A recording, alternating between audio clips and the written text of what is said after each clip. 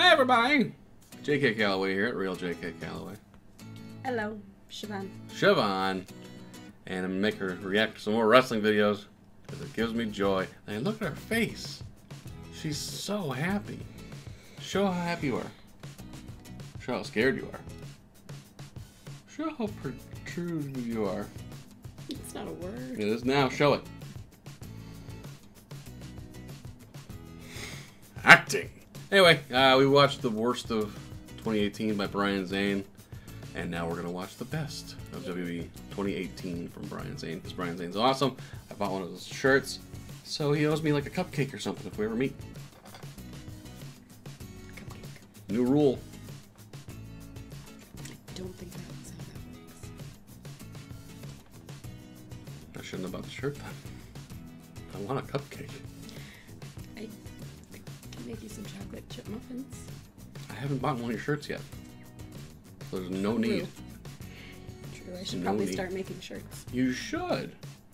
Best of WWE 2018. Here we go.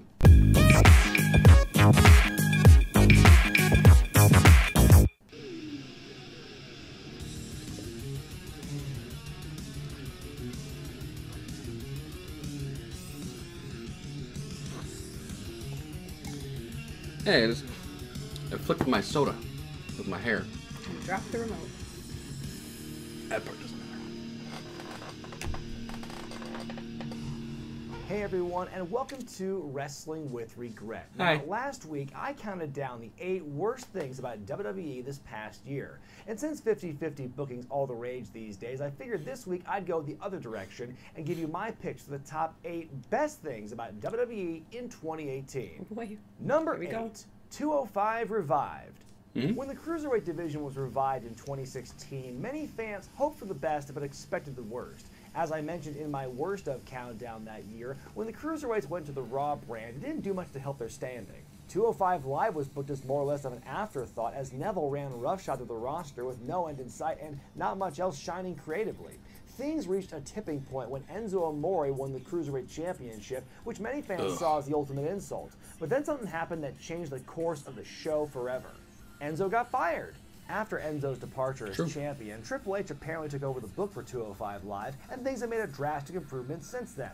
There are no more Cruiserweight exhibition matches on Raw anymore, but they're still being given plenty of chance to shine on 205 Live.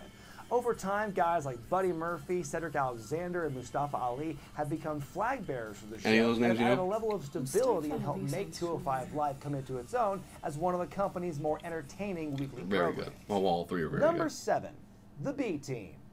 Every year it I seems there's hated always this. some feel-good story regarding a lower-level talent that warms the cockles of my heart. And this year, that designation goes to Curtis Axel and Bo Dallas. After being the Miz's stooges on Raw for most of 2017, the two were left on their own once the A-lister went back to SmackDown. They stayed together as a team and suddenly started winning matches. And kept winning and kept winning and kept winning until finally beating Bray Wyatt and Matt Hardy to become the new Raw Tag Team Champions. Curtis and Bo did a great job honing their funny side as part of the Miz's entourage, so when they were left to their own devices, they were still comedy gold on the microphone while being entertaining in the ring. Them winning the championships was a very cathartic moment for many fans. And even though they've been dropped back down the card as of late, and the Raw tag team scene in general is kind of a hot mess, there is solace in knowing that So you for a don't like brief it? moment in You're yawning through 2018, it. the B&B team stood for best. No. Number 6, Ronda Rousey's rookie year. No shit. While Ronda's character needs some work as of late, it's becoming increasingly difficult to like her compared to other more interesting female wrestlers. There's no denying that the Ronda Rousey experiment's done pretty well in year 1. The former UFC star famously debuted at the end of this year's Royal Rumble, pointing awkwardly to the WrestleMania sign to signify that she was coming to WWE to be a wrestler. When she had her debut match at WrestleMania with Kurt Angle against Triple H and Stephanie McMahon, many people had their doubts, but their match ended up being one of the most entertaining things about the entire show. Then came her match at Money in the Bank against Nia Jax. That was a scarier proposition since neither woman's a ring general, but again, it turned out great, and best of all, nobody got hurt.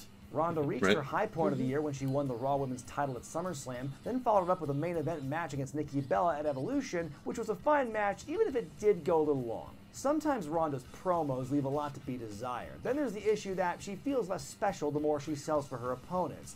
But overall, Ronda's rookie year has played out very publicly on a grand stage and has mostly gone off without a hitch. Not a bad gamble by WWE. Number 5, Seth Rollins' 2018. When your top champion is gone for most of the year and everybody seems to hate the guy who's fighting him most of the time, at least fans have had someone they can look to for quality and consistency in 2018 in Seth Rollins. Rollins won the Intercontinental title at this year's WrestleMania in a great match and has since gone on to have, well, a lot of great matches. Dolph Ziggler, Finn Balor, Samoa Joe, The Miz. Pretty much every week he's putting on bangers. Oh, and who can forget his incredible performance in that gauntlet match on Raw this past February when he went for more than an hour. Now, to be fair, over on SmackDown, AJ Styles had a hell of a year in his own right. But to be honest, that show's doing pretty well with or without his presence. Meanwhile, Rollins' performances have been a shining, bright beacon of hope on a show that's been otherwise pretty disappointing this year. Seth Rollins had such a good year in terms of in-ring action and overall accomplishments, it'd be hard not to include him on this best of list. If it weren't for the contributions of Seth and his opponents, who knows how dreary Raw really could have been all this time.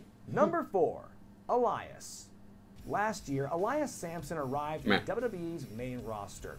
The move up was a curious one. It wasn't during the Raw or SmackDown after Mania, and Elias didn't have the seemingly requisite run as NXT champion beforehand.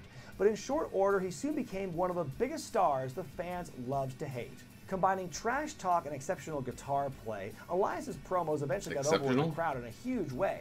Though he may not possess the wrestling skills of a real Steamboat, it became clear pretty quickly that he had the charisma to become a top star. A couple of months ago, the company came to the same realization many fans already did and turned Elias babyface. What made this face turn work so well was he didn't have to change a damn thing about his character, his in-ring work, or his promos. The progression felt natural and effortless, not forced like so many other face and heel turns often do. I know it's premature to compare Elias to somebody like The Rock, but when it comes to fan response and that transition from heel to face, that's who I keep thinking of.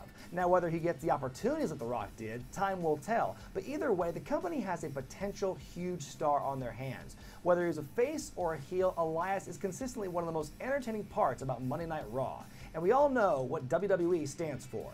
Number 3, Evolution. For the last couple of years now, WWE's been hammering this women's evolution thing into everybody's heads. And though it hasn't been perfect, it is nice to know the company's been making strides in building their female wrestlers up like competitors and not mere eye candy. And it's all been building up to the Evolution pay-per-view. In October in New York, the company's first all-women's pay-per-view was billed as a celebration of the past and present of women in WWE. The show saw Trish Stratus and Lita team up for the first time in years, an entertaining battle royal, the finals of the Mae Young Classic, and all women's championships on the line. In the end, the high point of the show was the last woman standing match for the SmackDown Women's Championship between Charlotte Flair and Becky Lynch. The two beat the hell out of each other in this emotionally charged matchup, with Becky coming out on top. It's since been put on the short list of one of the best women's matches in company history. The show was way better than it had any right to be. The build going into it was flat out awful, as it was right between Hell in a Cell and Crown Jewel. For a time, it seemed the company wanted the show to fail, but by and large, it was a very entertaining event. Though WWE is far from the first company to hold an all-women's show, it is nice they finally got on the ball about it when such a thing would have been unheard of as little as 2 or 3 years ago. Here's hoping they're willing to do it again next year. Oh, yeah. Number 2, Daniel Bryan's return. In 2016, Daniel Bryan was forced to retire from in-ring competition due to his history of concussions. It seemed like that was that until March of this year when he announced he was medically cleared to come back to the ring. Daniel's comeback started off hot at WrestleMania, then unfortunately languished for months with a forgettable feud with Big Cass. His feud with The Miz was fun to see, and even though he lost both of his encounters on pay-per-view, even in defeat, he still looked great. Then in one of the biggest shocks of the year, Daniel capped off his comeback tour the week before Survivor Series by beating AJ Styles for the WWE Championship and turning heel in the process. I didn't think one of those things would happen to Daniel again, much less both at the same time. And in the short time that Daniel's been a baddie, he's done some really interesting things with it. His character's transformed in a huge way that many of us would never have predicted, and it's already paying off in a huge way. Even if Bryan's return came later in the year, or even if he hadn't won the championship, I think his return would belong somewhere on this list, if only because of how good it feels to see him back in the ring where he belongs. Before I give you my top pick for the year, here's my non-WWE honorable mention. All In. In January of this year, Cody Rhodes and the Young Bucks announced they were going to run a self-funded show that would fill a 10,000-seat arena. Many people laughed at the idea, especially in an era where indie shows rarely draw more than a tenth of that number, and when WWE is the undisputed king of running large-scale shows in America. Fast forward to September 1st in Hoffman Estates, Illinois, when more than 11,000 people packed the Sears Center for All In. After months of hype and announcements, the show became the nucleus for what was a weekend extravaganza, and the show itself more than exceeded the hype. We saw Jordynne Grace carry Brian Cage on her shoulders, Stephen Amell hang with Christopher Daniels, Jay Lethal bringing back Blight Machismo, Joey Janela almost killing himself on more than one occasion in a Chicago street fight, Joey Ryan being brought back from the dead surrounded by Dick Druids, Marty Scurll versus Okada, Kenny Omega versus Penta El Zero M, the Golden Elite versus Rey Mysterio, Flamita, and Bandito. This was an indie fan's dream. But the emotional highlight had to have been Did you know any of those words? Beat Nick Aldis for the Cool. NWA World's Heavyweight Championship, capping off a great story of redemption for Rhodes and serving as the apex for the NWA's return to relevancy in the Billy Corgan era. More than anything, All In's success served as a landmark moment in the rise of independent wrestling here in America. It proved that WWE might be the biggest game in town, but is by no means the only one. It showed wrestlers there's life outside of the monopoly, and it put indie wrestling on a pedestal that hasn't been seen on that scale before or since. Cody and the Bucks went all in all right, and they and the fans came out winners. And the number one best thing about WWE in 2018 was Becky Lynch. After spending the first half of the year on the bubble of title contention, Becky Lynch had one of her biggest career moments ever when she turned heel on Charlotte after their title match at SummerSlam. Well, I say that she turned heel because that's what the storyline planned for, but it was obvious from the beginning the fans were not buying it. After fighting it for weeks, even going so far as to insert boos where cheers were in recap packages, WWE finally relented and turned Becky into more of a tweener. Between her promos, her work at Hell in a Cell and Evolution, and her ability to dunk on fools on Twitter, Lynch has suddenly become the most popular star, male or female, in WWE. Adopting this new attitude and calling herself the man, Becky's been able to generate a huge amount of attention in a few short months that no one else has been able to do in quite some time. She's reignited a fan base and has garnered some of the loudest reactions on either show. Whether it was the company's intention or not, Becky Lynch is suddenly a very big deal. The timing of her face injury, so close to Survivor Series, was a huge blow to her momentum, but the silver lining is it creates potential for something even bigger to come along at WrestleMania. We might even get the first female main event in the history of that show, not because of some hackneyed movement designed for good PR, but because what Becky Lynch is doing right now is genuinely the most interesting thing going on in WWE today. For taking the ball and running with it in a way that hasn't been seen before in the women's division, Becky Lynch is the best thing about WWE in 2018. What else do you think belongs in this best of list? Let me know in the comment section below. It's pretty damn thumbs great. up this video if you like it, subscribe to Wrestling with Wregret, and buy the t-shirts at ProWrestlingTees.com. I'm Brian Zane, and I'll see you in 2019. Sing her song.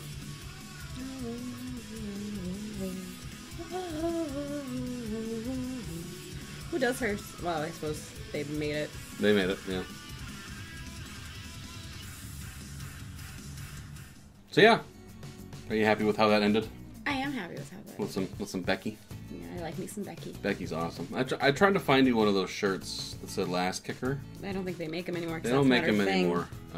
Well, I looked before she turned heel and started doing the man thing. It was long gone. Now it's like some other catchphrase they made up for. But yeah, you can't find "Last Kicker." I found one on eBay for like $300. Yeah, no. Yeah, no. It's a fucking t-shirt. Do you understand the whole Joey Ryan thing and his reemergence with Dick Druids?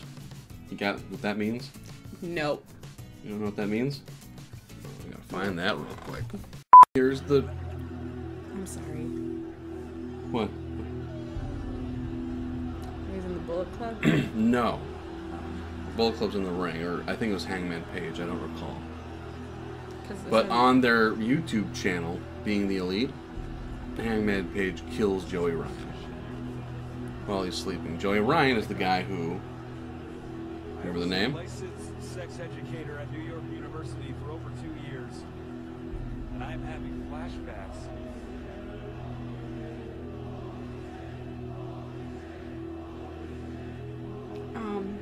So weird. Phalanx of phalluses lining the entranceway. So Joey Ryan's the guy who does the penis place. Okay, I do know that. Hence the Dick druids. and they're bringing him back from the dead like the Undertaker. So like his druids are dicks. There's Hangman thing. My God, it's a genuine resurrection.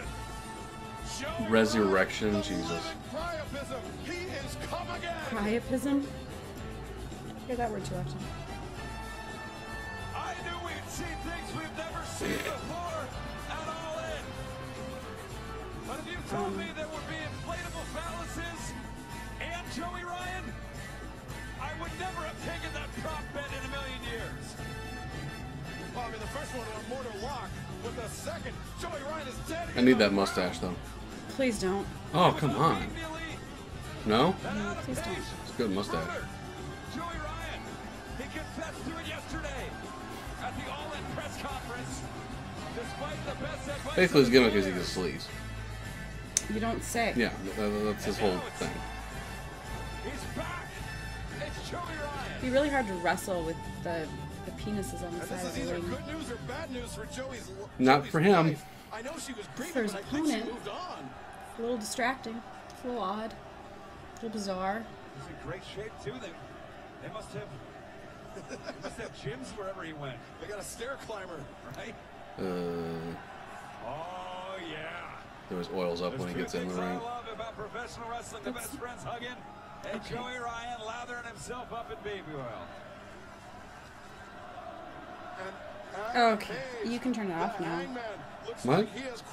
I'm good. I got the gist of what it was, and we're He may have, do we We're know done. this isn't some Are you sure? He just put the lollipop he was sucking in his facsimile crotch. Joey Ryan's on. You- Guess what's you gonna have happen to that knowledge of the lollipop great soon.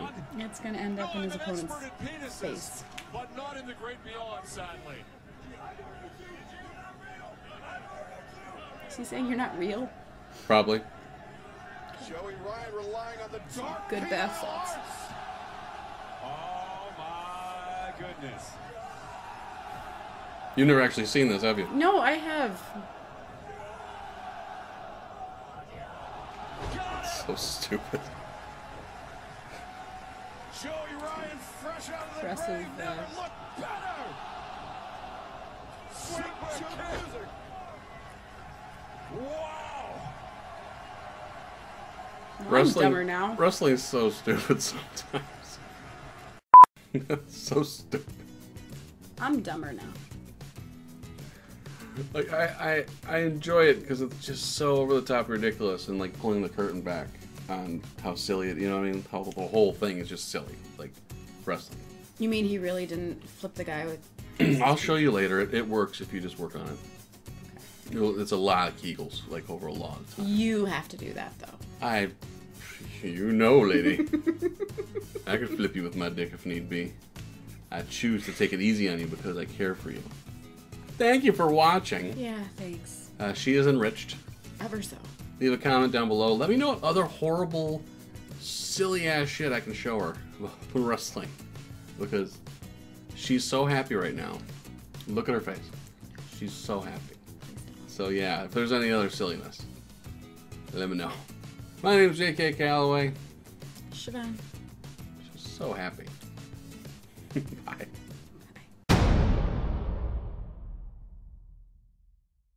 Hey guys, thanks so much for checking out my channel. Make sure you do hit subscribe. Should be my face right around here. Check out another video or a playlist. It'll be right over there. Make sure you do follow me on social media, always at RealJKCalloway. Download the hashtag Roundup app if you want to play more hashtag games all week, every day. The best ones are there, including hashtag Skirmish My Game. We play every single Friday. Get on Twitter, give it a follow, and we'll play along. My name is J.K. Calloway, and we'll talk to you next time.